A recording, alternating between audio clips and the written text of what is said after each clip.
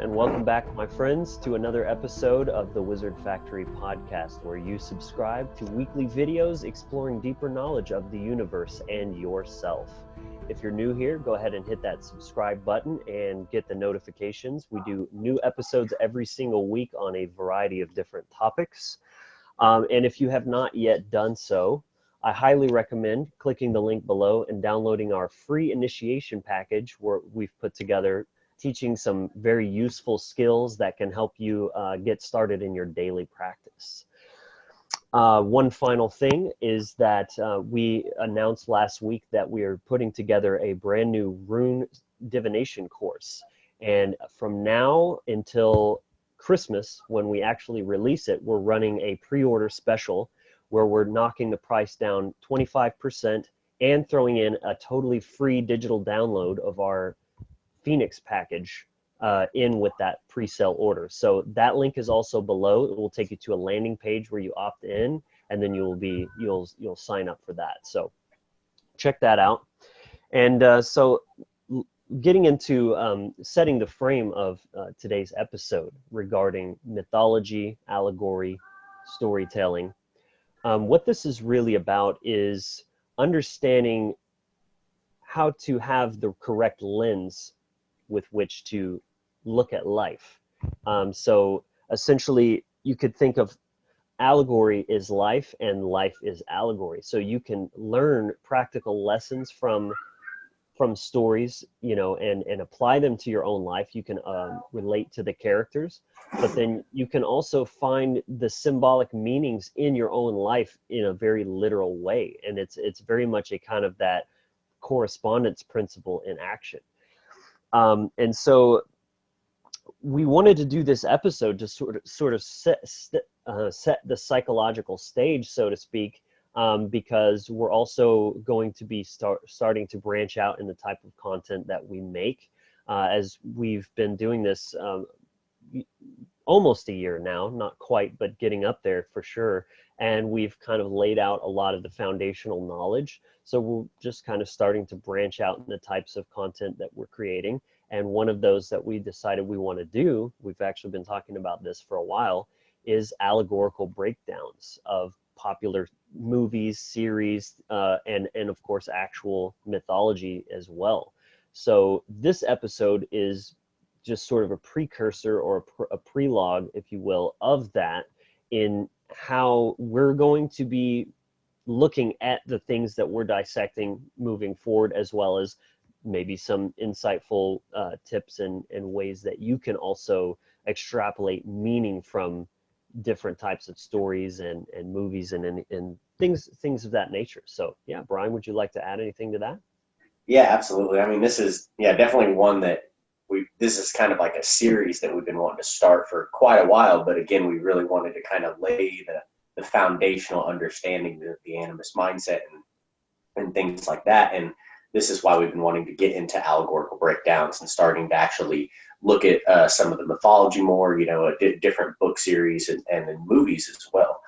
So we're really excited for that, especially getting into, some of the, the works like of Tolkien's works with the Lord of the Rings and the Silmarillion. We're also going to be, looking at a lot of different, the Dark Crystal movie and series we'll be doing things on. So a lot of exciting stuff with that. But the reason why we're bringing that up and starting to kind of do a series is because being able to look at the world through like an allegorical lens, like whether you're looking at mythology and stories, movies, or even your own life, as Logan mentioned earlier, through that lens to pull deeper significance and meaning out of it, that's a very healthy way to interact. So in stories, what you're doing is you're really looking at mythology and myth and understanding it as psychological archetypes. So just like, if we're looking at the Norse mythology or Irish mythology or, any mythology from around the world, you're not taking that in a literal way. And we've talked about that before. You're understanding that's representing a psychological archetype that you can work with. Like it's an aspect of yourself. And when you understand it that way, it makes so much more sense to look at the world through that kind of lens. It's a lot healthier way. And we're going to get into, some of the reasons here, but Logan, you have anything to add on that? Yes. There's so many different ways you could slice this. This is absolutely one of the most important kind of concepts in general that you can use as a tool of expanding your own consciousness and walking that journey of life as a spiritual being. So, say looking at the gods, for example, Odin or Freya or something like that, in my opinion, it's both allegorical and literal, but not literal in the way that you might think. What I'm referring to again is the law of correspondence, as above, so below. So that which is within you as a psychological archetype is also at play and very much real and in action in the universe, what I call cosmic psychology. The universe all is mind. So it's just that sort of like reflection of yourself. And this is why it's no coincidence that storytelling is such a very tremendous aspect of pretty much all spiritual practices, whether you're talking about mainstream religion, pagan mythology, or even just esoteric and occult symbolism and things like that. There's symbols, there's stories, Hiram Abiff of the Masonic tradition and things like that. It's absolutely everywhere. And right out of the gate, one of the important parallels that we want to draw here is that essentially movies and media and stories, things that are being consumed in this way that are fictional, are just modern day myths, but they serve the exact same purpose. It's speaking to your subconscious and unconscious mind and planting information, and this can be a positive thing or a negative thing.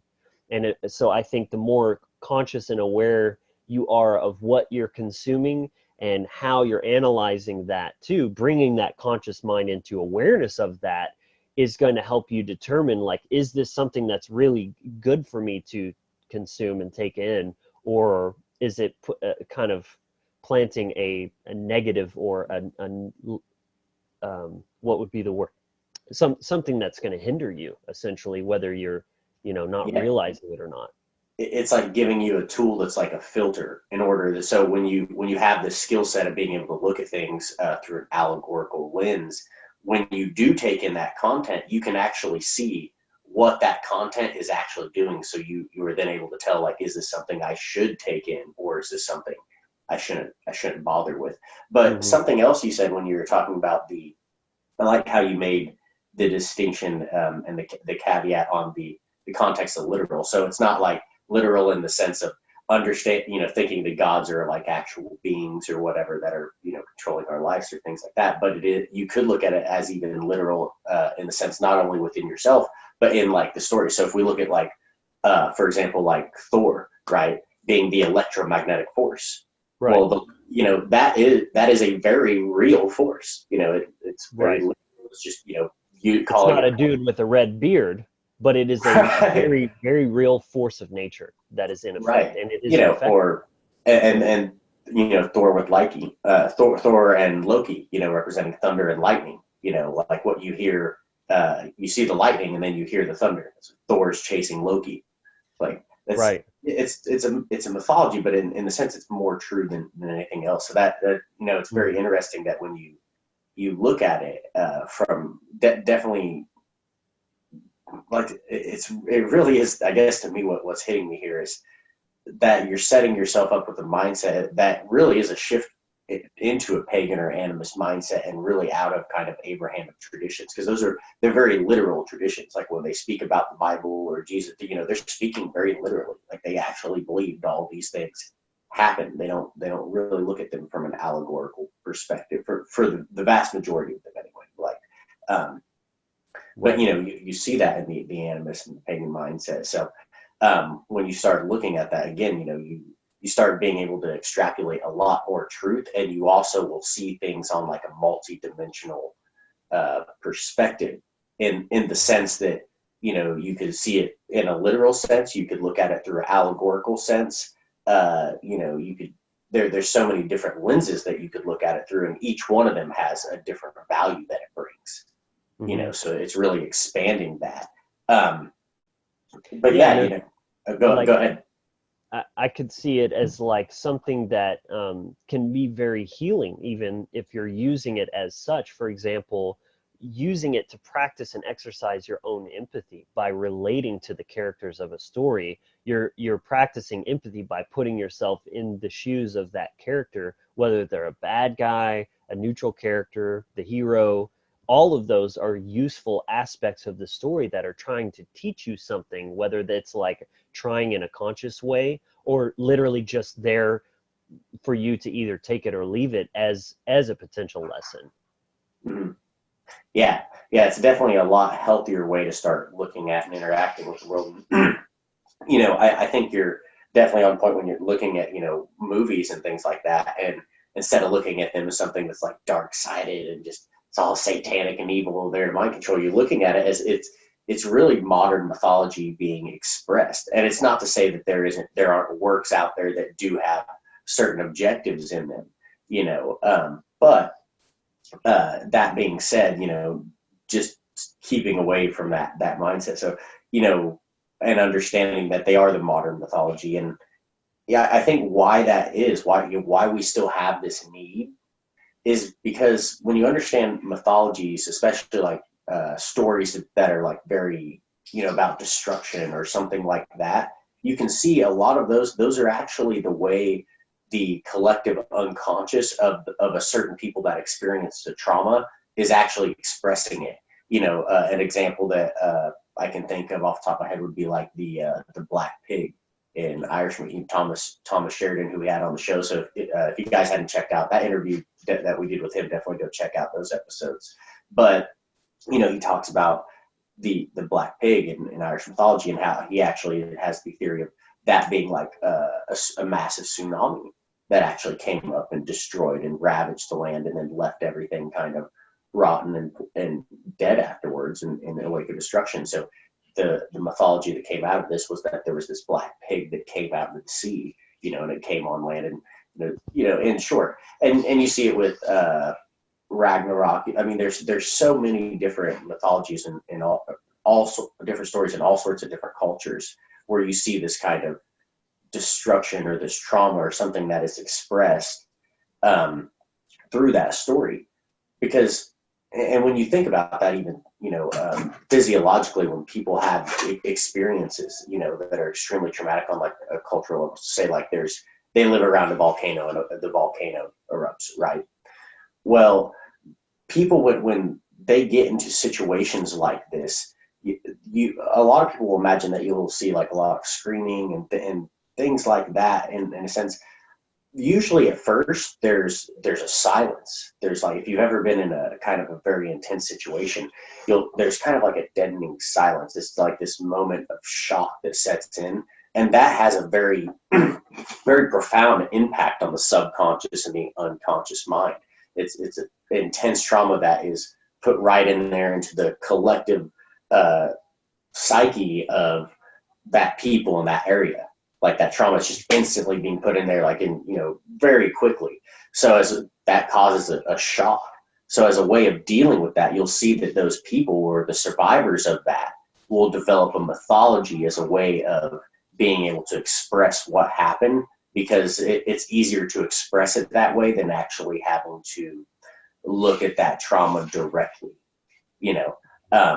and you can see that kind of theme in human psychology that plays out a lot. Like a lot of times when you were trying to heal your own trauma, getting into mythology and looking at the hero's journey that someone else went on can actually help you work through a lot of your things.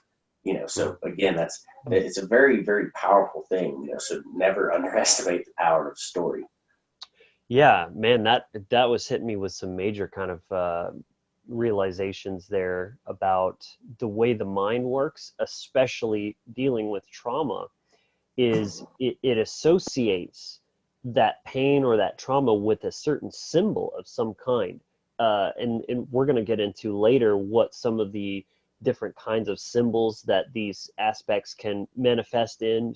For example, when you're watching a movie or you're reading a story, there's those certain elements that you're looking for that are holding that charge or holding that meaning, and then you'll see it pop up later in the story. It's like anchoring, and your mind very much does this. So say if you were attacked by a dog when you're a child, you might not even remember it, but you'll have this innate fear of dogs because your brain associates fear and trauma with that object or that being or that creature or whatever.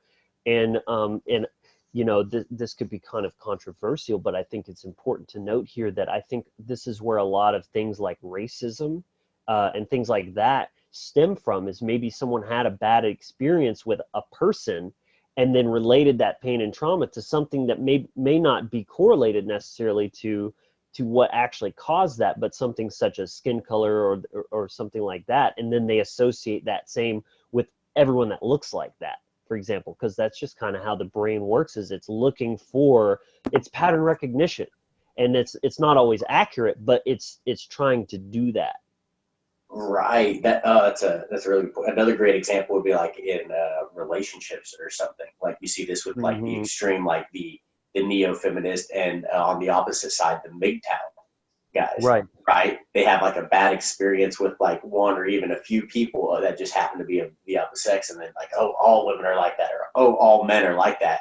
Either way, it's coming from an imbalance, but it's that the left brains need to kind of feel in control because they might have been hurt, traumatized. So there's like the emotion has been stimulated to the point that it hurts. It's hard to process with. So then they logically start trying to rationalize. And like you're saying, that left brain is wanting to categorize things, and filter them. And it's not always accurate, but it's coming out of that need because it's like a knee-jerk reaction to being hurt emotionally. Right. Yeah. And that's the thing, emotion isn't always logical. Right. But that's what's interesting about stories, though, too, is you can look at them logically or emotionally, but as opposed to, say, reading like a medical report or something that's literally just facts, like patient exhibited these symptoms at this time on this date or whatever, you're telling a story in a way that is meant to evoke emotions. That's why, they say like dramas are always beat out comedies, like in the box office or like in competitions of plays and things like that. It's because people like that feeling, that drama that stirs up things deep within their soul. And especially in today's day and age where people are so damn repressed in their emotions, they love any opportunity to release even just a little bit of it and feel something, because man, like that's what makes you feel alive, right? If without emotions, you're just a machine, you're just a robot. So stories are designed to evoke emotions. That's why the series they always drop some crazy bombshell right at the end of the episode. Why? So you want to watch the next one. You're just like, oh, I have to know what happens. Like, oh, my emotions are so going crazy right now, and curiosity and everything.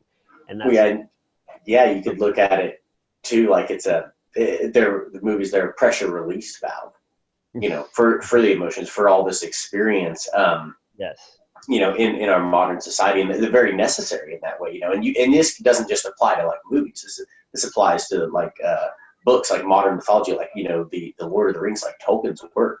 That was definitely a pressure release valve of what was going on in the subconscious and the unconscious. There were things being stirred in our bloodlines that they were wanting to awaken, and they needed some kind of a way to be expressed. And that need to express not only individual subconscious and unconscious, but the collective, that's always going to be there. That's part of human nature. So what we need to do is really understand the power of mythology and story to do that.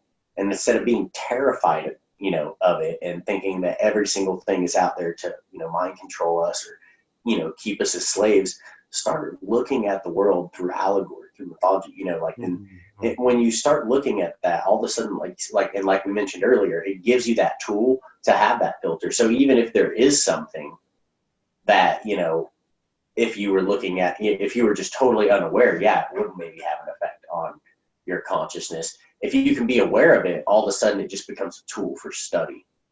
Like there's no need to be afraid of it, like get out of the fear-based mindset, being afraid of every piece of art that you see out there, and start understanding that, they're a great way, being that partial release valve, that you're reading the psychic weather with them. That's things that you can look at whether it's like art and books, movies, just general cultural expressions, all sorts of things. Those are all ways of being able to kind of look at that psychic weather and that collective subconscious and unconscious, and seeing how that's being expressed. That's really interesting. When you brought up Tolkien, it's like I had these different pieces about that, but I just put them all together when you were saying that, because not only it's no secret that he wrote that in a very specific time around World War I, when things were happening like actively as he was writing that story. And there's a lot of parallels in those world events, but I'd never put the two together, where his work, especially The Lord of the Rings and Silmarillion, are so rich with sort of these mirror versions of Norse mythology as well, which is really ironic, because that's literally what was being played upon to create those events in Germany. They were literally using occult knowledge and exploiting intergenerational trauma, and even the symbols of the runes and things like that, to control the population of Germany and make them do these horrific acts. So it's just really interesting to kind of bundle those two ideas together. I'd never looked at that before. Yeah, those are absolutely excellent points, and that's a great point to look at. Is there's actually multiple ways Tolkien's work was actually acting as an event. Not only was there his own like individual trauma, but the collective trauma of what happened in trench warfare in World War I that needed to be expressed, because there was so many horrible, very dark things happening in World War I. There's a reason that the ruling class called that the Great War. But it's very, that's a whole nother subject we can get into in itself, but a lot of trauma needed to be released, as well as there were those ancestral codes being woken up, all the trauma of what the Abrahamic religions of, Catholicism, Christianity had pushed on to the European people, and been suppressing that. So there's, all of that coming up, and then people were needing a modern mythology. And then that's very, the modern, English people, that's very much was his intention, to create a modern mythology for them, because so much of it lost. There was that was an instinctual need that he felt. So that's why, his works are, definitely some of my favorite works. And and they're still so popular to this day, and written decades ago. Absolutely. It's incredible. It's because he tapped so deeply into that. He penetrated so deeply into that and wrote a story that's so beautiful and symbolic in so many ways. There's a reason people, it's like most people aren't thinking about this kind of stuff that we're talking about, but they don't have to, in order to relate and resonate with that message, because it's deeper than their conscious mind and what they're thinking about. It goes right into the heart of that. That's what we're getting at here, is like it goes deeper than that conscious mind, into the subconscious, unconscious, and in the realm of emotions and everything like that. So yeah, absolutely. His work was just excellent. And what was so interesting too, when you think about it, is like when he was writing that, being, in the trenches, he was writing it on like, just the bits of it it started on like little scraps of paper, or like the back of napkins that would, come in like their versions of the MREs at the time and things like that, But it's just amazing that never underestimate like how small something could be. Like the little scratchings on like the back of a napkin or a piece of paper ended up becoming not just the Lord of the Rings, but the entire Tolkien mythology. Like if you get into the Silmarillion, it gets like even more intense, and it sets up the whole backstory, like even down to the creation mythos, which is definitely one episode we'll definitely be doing a breakdown on. So it really is amazing. Now the power of something like that. Absolutely. Oh, it's mind blowing actually. And you'd mentioned, and I wanted to set this up for you because this is, this is a little talking point that you really like, is the Bardic Magic aspect of that. Yes. You'd like to dive into that? Oh yeah, absolutely. So Bardic Magic is something that for a long time was kind of a lost art to many people, especially because of the Abrahamic traditions. They're not necessarily religions that push that push that or that encourage that in people. So what you do with mythology, and you can do this just even in storytelling. So if we're thinking in the context of like our ancient ancestors, and they have people gathered around a fire as a tribe, and they're telling these stories, the mythos, what they're doing when they're using their words at Bardic Magic to actually take them on a shamanic journey into their self, into their own subconscious and unconscious mind. And you can see, I mean, you imagine like someone telling you a story, and you imagine yourself like going down a path, and they're describing, how the ground feels like. There might be leaves or like broken down, dead decaying material that kind of squishes when you walk, and you imagine the leaves and the kind of maybe even a musty smell of the forest. You could, as you paint this picture, you can actually start to see this reality in your imagination. And what you're doing is you're creating a path, a journey for you to go into yourself, into one of the worlds of your own psyche. Mm. And you can even see this play out if we're looking at it now in the modern sense, when there's someone creating a movie like with the Lord of the Rings, or like with the Dark Crystal series. What they did when they created that, there was a need to express a truth, something that was going on, that was happening in the collective unconscious. So in order to do that, because these things are so traumatic, you create a whole entire other reality in order to explain what is going on. So it's like they have a mental, you take yourself and you have like a mental incarnation into that reality. When you're reading that book or you're watching that movie, you're there, you're experiencing it without actually having to, like if you're watching a movie and there's like, some horrible war scene, people will get very emotionally worked up a church, like they will feel that emotion, they'll feel that loss and things like that, but they're not actually having to experience it. They've made a mental incarnation into another reality. Someone created an entire other reality, so part of your psyche can go there and experience that.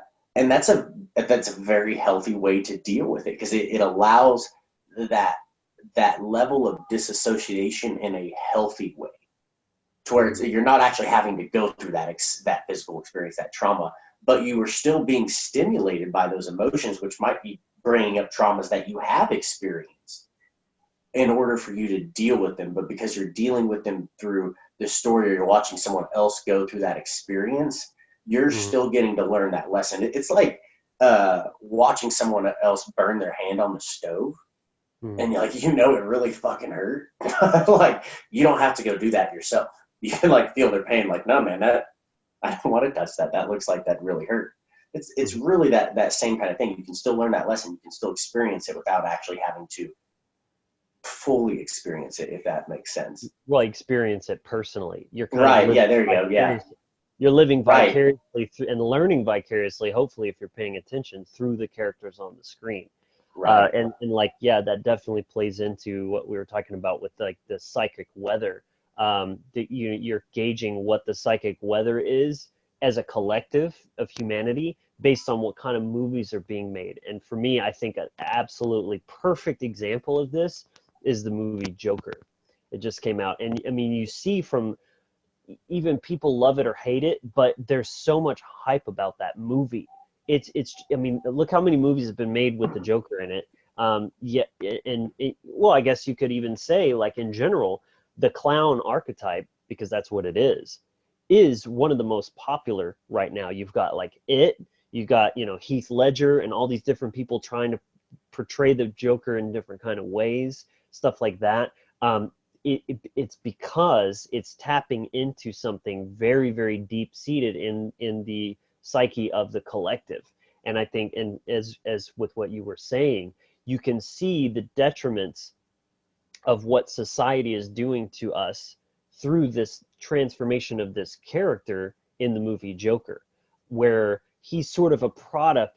You know, it's a fine line, because anyone who watches us know we're not really promoting the whole victim mentality, but it's not a this or that, it's a this and that kind of thing. Like, everyone's responsible for their own actions, their own healing, all this kind of stuff. But we're not saying that society itself does not have a great amount of influence on the mind and the way it shapes people and their experiences throughout life. And he's very much a product of a very cruel, heartless, system that just kind of ruins people and casts them aside. And he's an example of what can happen. And so, in other words, you or I don't have to go violent and postal and start killing people to understand what he felt. And you can kind of relate to him in a very sick sort of way, even though, of course, we would never do something like that in real life. We relate to that rage that he feels. And that's really what we're driving at here, is like that you're practicing that empathetic aspect of it. Right. Yeah. I think that's an interesting example too, because, you know, that movie has been very controversial, and it's kind of interesting that if you look at like the cartoons from like when we were a kid or something, you see them like Joker, you know, there's some like chemical thing that turns him into the Joker, and now he just gets dropped. You know, it's society. It's just society's so crazy, and he's, you know, like it's where we talk about like everything's a projection and a reflection, right, in our universe. So both as like the individual, like you project what you were doing, your actions, and then there's a reflection back. Well, the same thing can work in the sense that this would be like there is a collective projection of this just distorted mentality that is totally unhealthy, and he is the physical manifestation, the reflection of that. You know, and you know, even some of the music choices and things they picked in that movie were like, you know, kind of very controversial, and it was very much for a reason. And I think that's why people either really enjoy it or really dislike it. Because, you know, the people that really enjoy it, they're seeing that, oh, that is such a great allegory, like that explains it so much. And I think the people that like get triggered by it, it's because there's a trauma there that it was stirring in them. It was doing its job, but they don't want to face it. They want to keep it suppressed. Exactly. You know? That's exactly what I was going to say. And you could even look at it as like the people that see relief in that, who see the movie and they're like, yes, like this is such a great depiction of that. They're using that to release, like you said, that pressure relief valve. They're the healthy ones. Seeing it externally or like represented, that which they feel inside is a relief to them, because it's like, okay, like I'm not crazy, like I'm not the only one who sees this happening in the world. Right. Versus, like you said, the people that are very triggered by it, it's because they're instead of releasing, they're continuing to resist and keep that in, and then like that movie even making it worse, and it's actually adding pressure rather than releasing pressure, and they're just like, oh. Right. Yeah.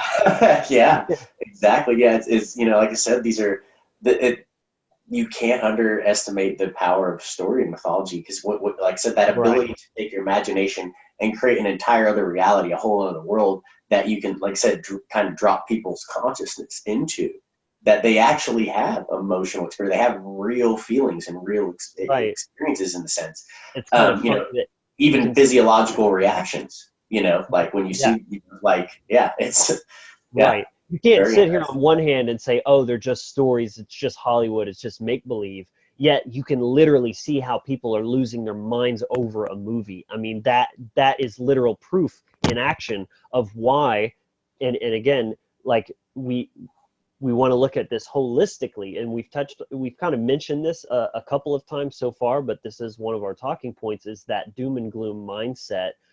That we actually did a whole episode on before, one of my favorites that we've ever made, I think, of like balancing this viewpoint of, you know, Hollywood. Obviously, we understand that Hollywood is very much controlled by the controlling elite, and in a large way, it is very much a propaganda and mind control machine that's pumping out movies that are putting people in a state of psychosis. But I personally don't think that every single movie is mind controlling us or subliminal messaging us. I think that some movies get made with good intentions to actually elevate consciousness and put those allegories there for people to see, like the future and where we're heading if we don't start healing and making different choices, because that's really what it comes down to. Is, I mean, your choices are a reflection of your current state, so you have to heal first, or else you're just going to be caught in that feedback loop. But yeah, well, yeah, and that's a great, really quick. I want to add on that though is a lot of the movies could even be created in an unconscious way. Like people may not necessarily, or you see this with a lot of authors, that they'll write these fiction stories that are actually very, very, accurate, very on point, and they may not even necessarily be realizing fully that's what they're doing or what they're channeling, in a sense, like in the sense that they're channeling the information that's in the collective unconscious mind, and them being just the conduit that is coming through to express itself. So a lot of art could be created,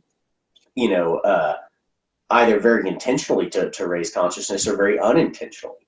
There's a lot of great movies out there that people may not think that you could look at them as like great allegories or things like that. But again, like I said, we'll be breaking down some of these.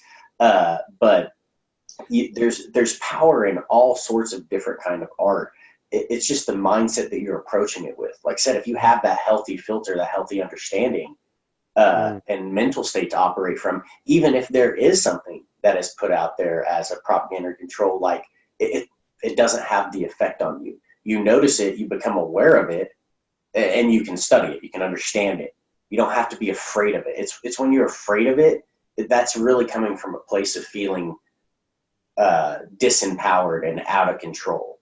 Like you can only be fucking mind controlled if like you are unaware of yourself.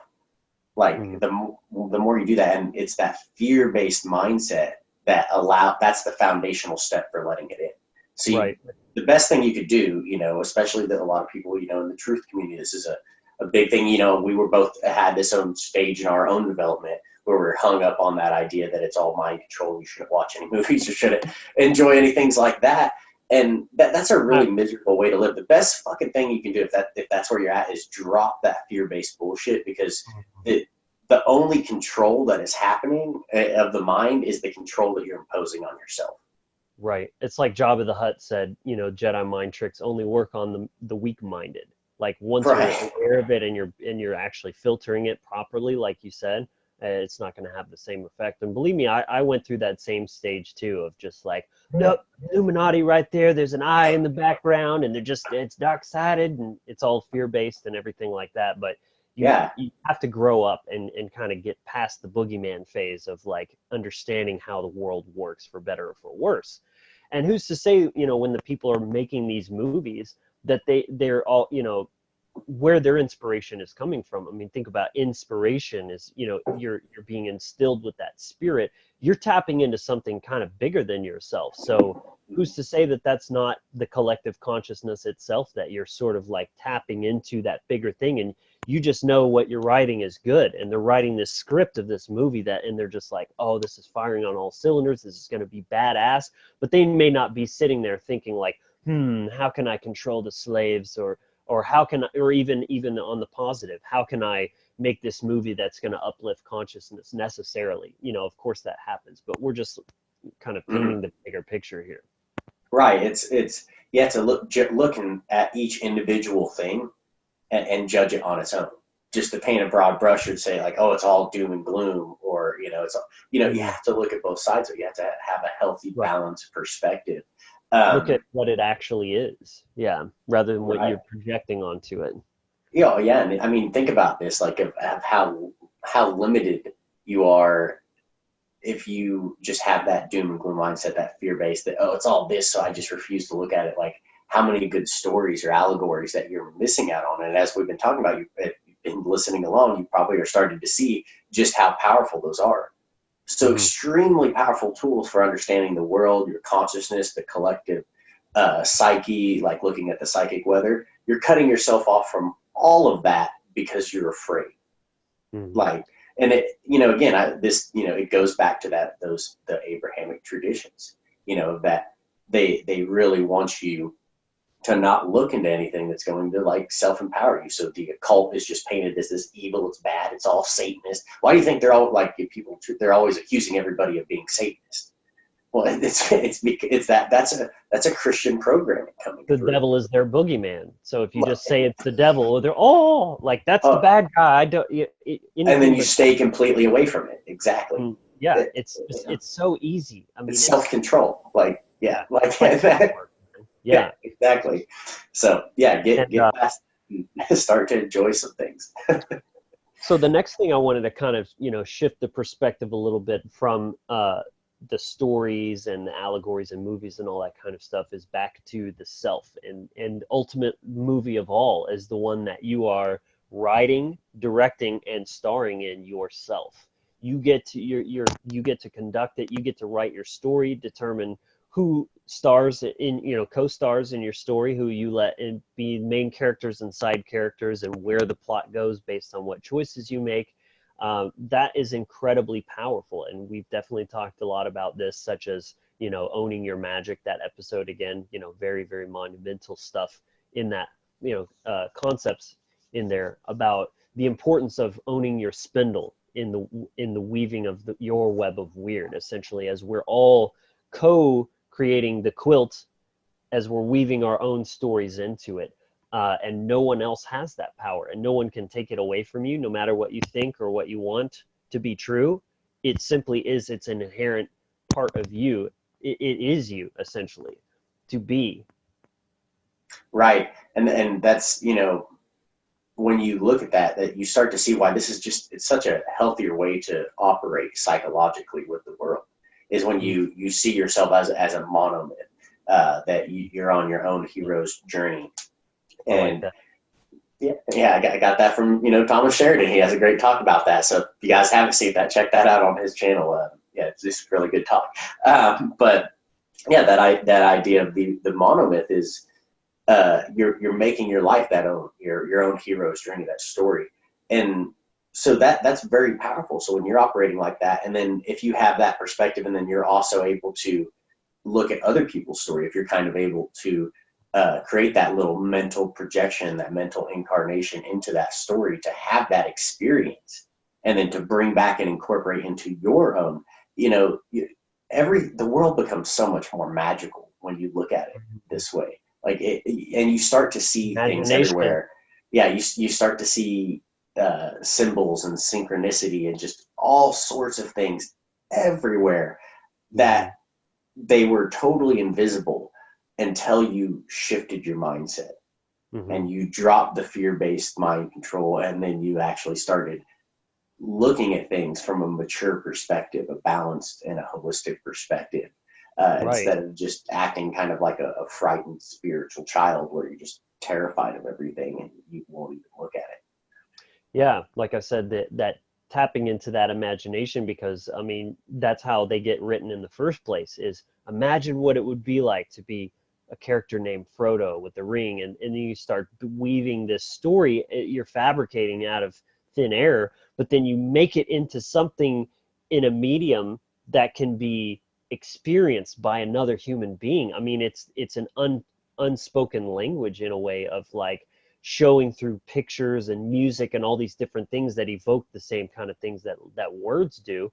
But then we can lump words in there as well. I mean, looking at everything symbolically, well, what is a word? It's a bunch of letters, which are just symbols. They're just scribbles and shapes and things like that. It's a sigil. It's something imbued with psychic energy, a thought or a meaning or emotion behind that. And by uttering words and by painting pictures and all these kind of things, you can then transfer that and evoke that in another person. Like, that is so tremendously powerful if you really think about that. And that's kind of what we're getting at here. That's the whole point of this, is somebody or a group of people put this thing together, whatever it is, and then show it to the world. And all these people have access to peek into the windows of their mind and their imagination and what they've just created. And just that alone is insanely powerful. But then you can put even more hidden meaning behind that to either evoke new thoughts, new, neural pathways that will help heal suppressed emotions, or potentially help people make better choices, because they've almost, well, I've seen what happens to someone when they go down this path, because they've seen it in a story or they've heard about it, and then they can almost have better judgment just by imagining, because that's kind of that aspect of natural law where, well, by understanding the laws, in a way, you can predict the future. It's like, well, if I touch that fire, I know it's going to burn. I don't need to do it again, because either I've done it or someone else has and experienced that. So then you can predict the future, because if this, then that. That's what natural law is in a nutshell. So, I mean, I think people are getting the picture here, just how powerful this is and why it's such a fun thing to explore, but why it's so important, and like why billions of dollars a year are spent creating movies and shows for people to consume, again, for better or for worse. But there's no denying the power there, for sure. Yeah, it's, when you think about it, it really is. I mean, think about what an amazing magical act that is, to be able to create a story. I mean, you think of things like the Dark Crystal series, or the Lord of the Rings, or Star Wars, or these like series that they really went and created entire other realities. Like every little like detail in the movie had to be done like on the stage set, and all this, like all of that started in the imagination and then had to be brought into the physical reality. So then you could create this whole kind of like other little alternate reality for people to then project their consciousness into, to have an experience of. And especially if you're trying to that those series or that work is trying to express unconscious trauma and things, like that's so useful, because then people, they have somewhere to go to kind of learn that truth indirectly, in a way, I guess, but yet they can still bring the value back in their own life and apply it. Like you really see that there's more truth in mythology and stories than you're going to find in a Google search or something like that. Exactly. Yeah, because they have the free pass to show you truth right in front of your face, because it's sort of hidden with this, but it's just it's fiction, right? It's Harry Potter. It's just, it's just stories and movie Hollywood. What do they call it? Movie magic. Right. They call it movie magic. Dude. Well, even Hollywood. Druidic wands were made from the wood of a holly tree. That's literally where that came from. That's why they call it Hollywood. Because they're spinning a spell before your eyes. Right. And it really has the ability to penetrate the subconscious mind and the unconscious mind, and penetrate the ego, because you're watching a story about someone else. So it's not about you. You're not taking it so personally as someone telling you something about you or something. Whether you are consciously doing it or not, you are relating to that. But because it's vicarious, like I said before, it's going to have a much bigger impact on you, especially in the deeper layers of your psyche. And it's spun through that alternate reality, so it creates that illusion of separation. You're not on the battlefield of Normandy watching when you're watching Saving Private Ryan, but you almost feel that surge of adrenaline as if you were, but yet your life isn't in actual danger. So it's such an interesting thing, and there's that phenomenon where after a certain amount of time watching something, especially if it's a really high quality, high production film, you literally forget that you're watching a movie. You're so enthralled in the story, you're there with them. And then until somebody comes in the room and says something to you, and like you ever talk to a kid that's playing a video game or watching a movie, you've got to like say their name 5 times, and all of a sudden they're like, huh, like they didn't even know you were there. I mean, that's trippy, like. Yeah, or even like getting lost in a book like that. I know, like, especially like a really well written book, or someone that like an author where they they describe every detail of that world, where you, like, I was talking about earlier, you can literally picture and imagine like you were there. You can get very lost in that. And that's a very good thing. It's a healthy thing to do, especially if you're looking at it from the perspective of you're going on that search for lessons, like you're trying to go experience that yourself, and then you're taking those experiences and just you're feeling them, and you're having them, and then you're taking them with you, you're carrying them with you the rest of your life. Right. And then, you know, something that I can't, you know, I've definitely thought a lot about this, and I just can't wrap my head around it necessarily, is how people watch these movies about these heroes and these rebels, and they're cheering for the rebels in the movie, yet in real life they're worshiping their oppressors. You know, it's such an odd dichotomy, but what I think it is because, again, in real life they know it's real, they know that there's consequences to being a, you know, going against the grain and standing up against the system and stuff like that. That's why those kind of movies are so popular, because again, they're living vicariously through that, of just like, yeah, that person's brave, I'm not, but that person is, so I'm cheering for them, I want the rebel alliance to beat the empire, and all this kind of stuff. Right.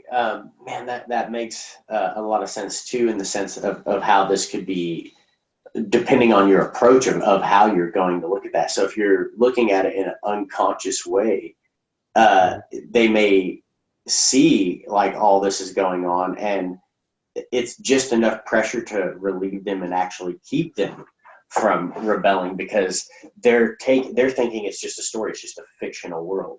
But when you're coming at the perspective of looking at it as allegory, as something that is actually describing something very real going on, then if you were to see that, you have those experiences and they move you to action. So it's coming down to the different mental states will either determine whether you just are passively taking that in and no action is being taken. You're actually just being kind of lulled to a hypnotic state, or you're actually being stimulated, learning the lesson, and then taking action and applying it. Very true. And as you had said before as well, watching a 2-hour movie, you can literally watch the course of someone's entire life, or even multiple, you know, like something like Cloud Atlas, where it's taking part in like 4 or 5 totally different time periods. It's like this highly concentrated dose of life experience, all just packed into a 1-hour episode or a 2-hour movie. I mean, that's incredible. Kind of like you could sit there and read, you know, Tolkien's work in maybe a year or so, but that man literally spent his entire life creating that stuff. Like that's the power of consuming those type of media, I guess you could call it, books, stories, movies, whatever it is that you could learn all those lessons on your own, but it would take you a hell of a lot longer. Why not read a book that took somebody an entire lifetime to write, read that book in a week and learn all those life lessons that they spent a lifetime gathering, and integrate them immediately into your own knowledge? That is so powerful. Standing on the shoulders of the giants before you. Yeah, think about what that does for you as an individual, but what if we apply this, what it will do for us as a collective? Because when you see as our species is learning, all our knowledge is being built off of the previous knowledge of those that came before us. So if you're just kind of passively going about life and you're not learning those lessons, then you're not going to be advancing or learning nearly as quickly.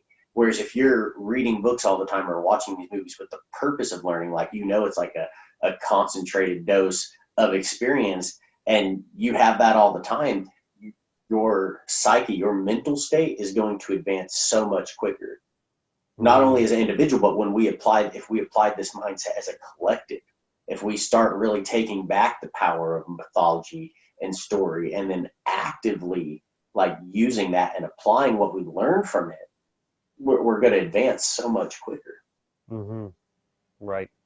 So we also just kind of wanted to touch on some of the fundamental symbolic elements that we will be using and considering in our own allegorical breakdowns as we start these different series and that sort of thing, but just as something to give you some things to think about as well, so that whatever you're watching, you'll start noticing things, I guarantee.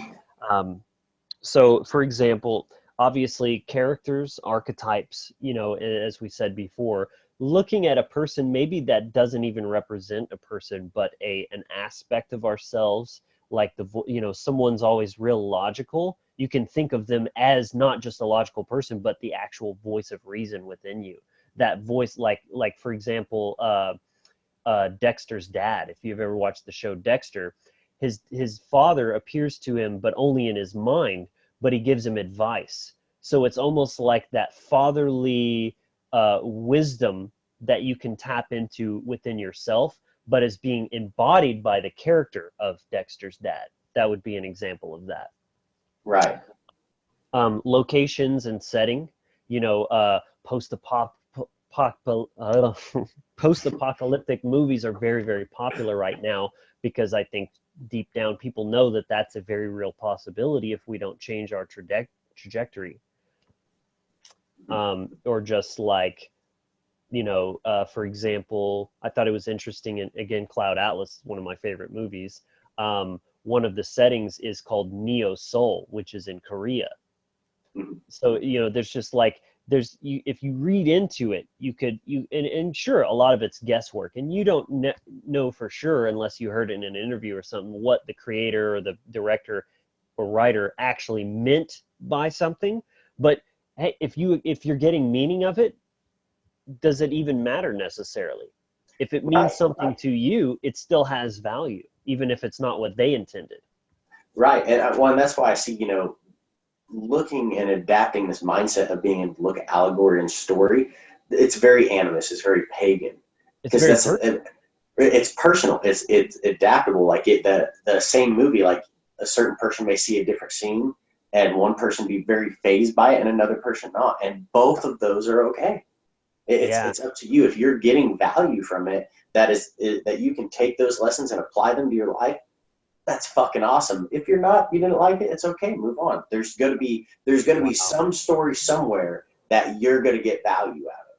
Right. Like, in fact, this just hit me. Watching a movie is almost like pulling a few cards and doing a tarot spread and just saying, okay, this, and this, but what does this mean to me? When I look at this card and this imagery, what is this reminding me of in my own life, or something that I'm dealing with or I'm not seeing or whatever? And putting it in a new context where that may be the very thing you needed to experience firsthand, to have that aha moment of, oh my gosh, I've been doing this all along, and I was creating this for myself, for example. Right. Yeah. Yeah, definitely. So the conflict itself of looking at what it is, these two forces or two elements that are fighting against each other. Like obviously the big one is just like freedom, the Rebel Alliance versus the Empire. Well, we get it. It's control versus freedom. That's a very obvious one, but there's a lot more nuanced ones as well. It just kind of look at each thing individually and kind of think about that. Like, what could this represent? Maybe it's a few different things. Right. Yeah, there's many times in the movie there's kind of a general conflict that you see in the movie, but then also times there's conflicts that you see with like different characters. Like one movie that we're going to do a breakdown on that came out recently is a movie called Wonder. And in there, what I really like about that film is that they show each character's perspective and kind of how that person is feeling. So each person kind of has their own challenges or their own conflicts or the different things that they're feeling.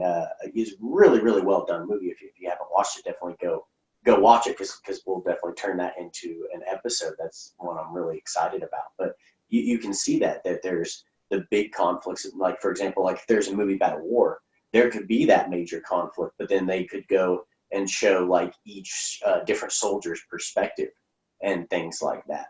And how they all have their own challenges. So yeah, that's definitely an excellent thing to really look at when you're looking in stories and films like that. Right. And then there's some other basic elements that you can look at, such as colors, objects, numbers. Like what's the room number when when they enter a hotel room? Like, see what the number is. What does the time say on the clock? Like, nothing in a movie, I'll tell you this much, is by accident. Every single detail about a movie set is very premeditated and intentionally done. So nothing is by accident. Always look for those elements. You know, the color red. That's a big one. You know, you'll see like Sin City, for example, is very like black and white kind of color scheme, but there's these very bright red colors in there.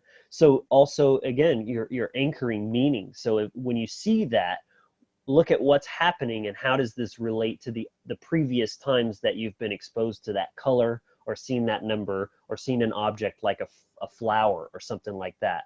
You know, that's they're imbuing that object with some kind of meaning based on when you've seen it previously in the story. That's a big one. Right. It's also kind of reminds me of, like, especially with the use of color, like when an artist is making a painting, you know, and there's all these different hues and things, and each one has like its own meaning, its own like kind of feeling that it's meant to convey, you know. And in the sense, that's what, like, you know, like what you're saying with movie sets, everything is done very intentionally.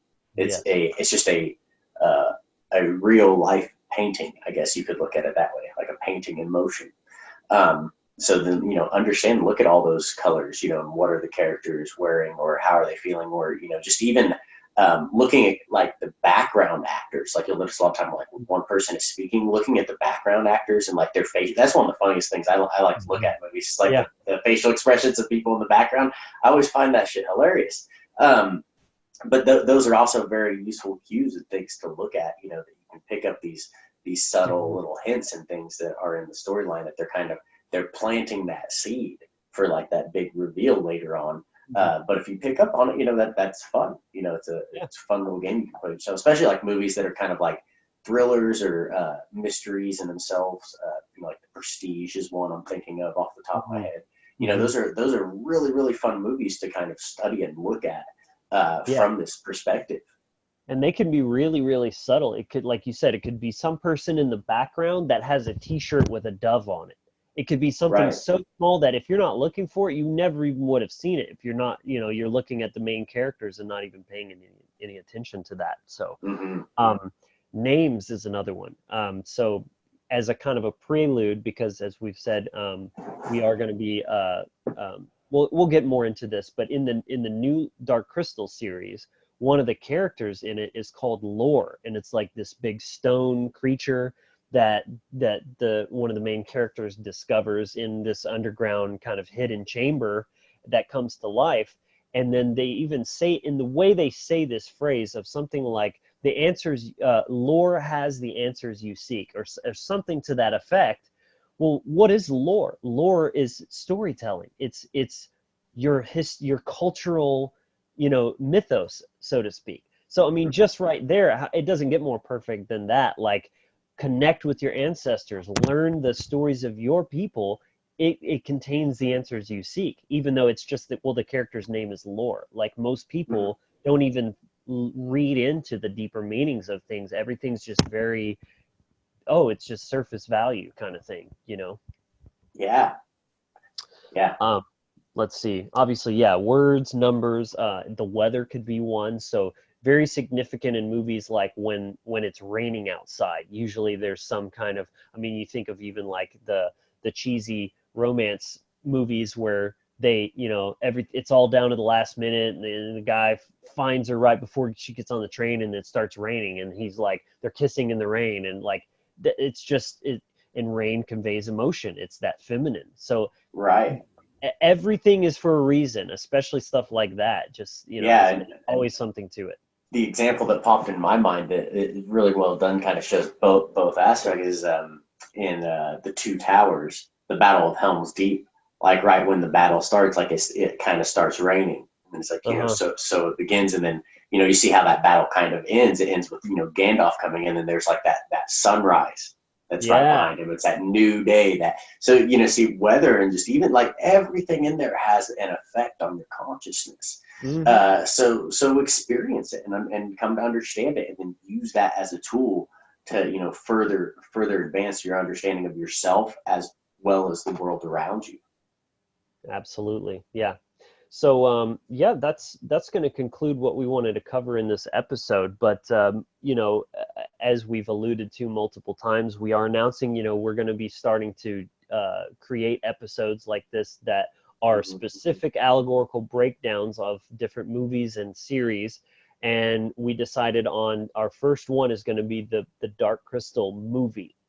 And then we're going to do the series after that. So if you're a fan of that, I'm sure that's probably pretty exciting to you. It certainly is for us. But we want to know what movies you'd like to see us do.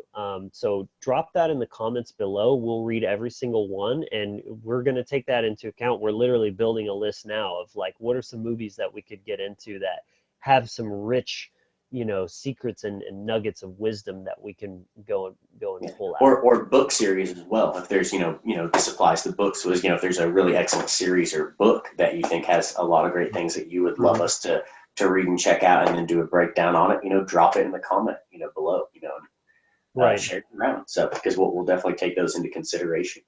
Right. And yeah, we're going to be doing movies that you would think of as allegorical. Obviously, Lord of the Rings, Dark Crystal, these are pretty obviously very esoteric even movies, but even movies that you wouldn't think of quite so in that way.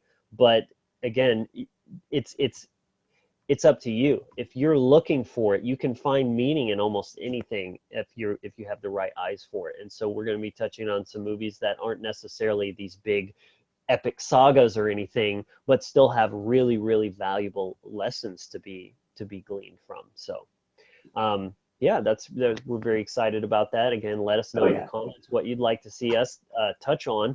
And again, that rune series is available for pre-sale. Take your practice to the next level, gain a lifelong skill, and put a new tool in your toolbox.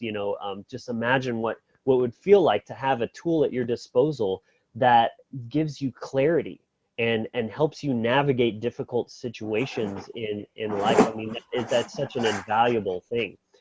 So again, we're running that special right now at a highly discounted rate, plus that free the Phoenix package you order before Christmas or Yule, and that link is below. So click that link, and we look forward to releasing that on Christmas.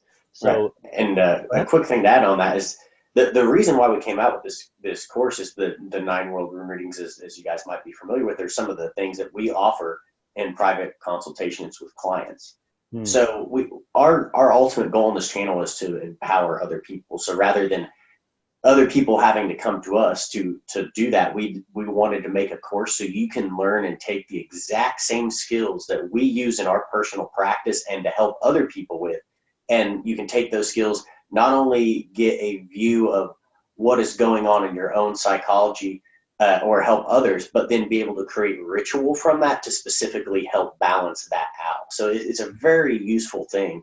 And by taking the course, you then yourself have the knowledge and the power to carry that on for the rest of your life. So that's why we spent a lot of time working and creating this course so you guys can have access to that.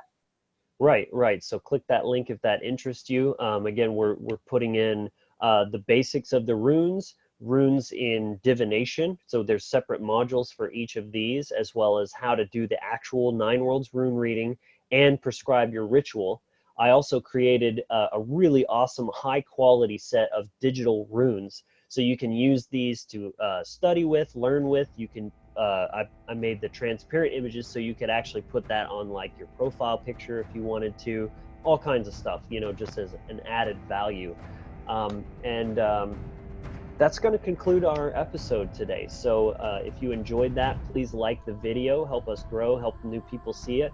And thank you so much for tuning in. And until next week, please be empowered, be inspired, and be encouraged.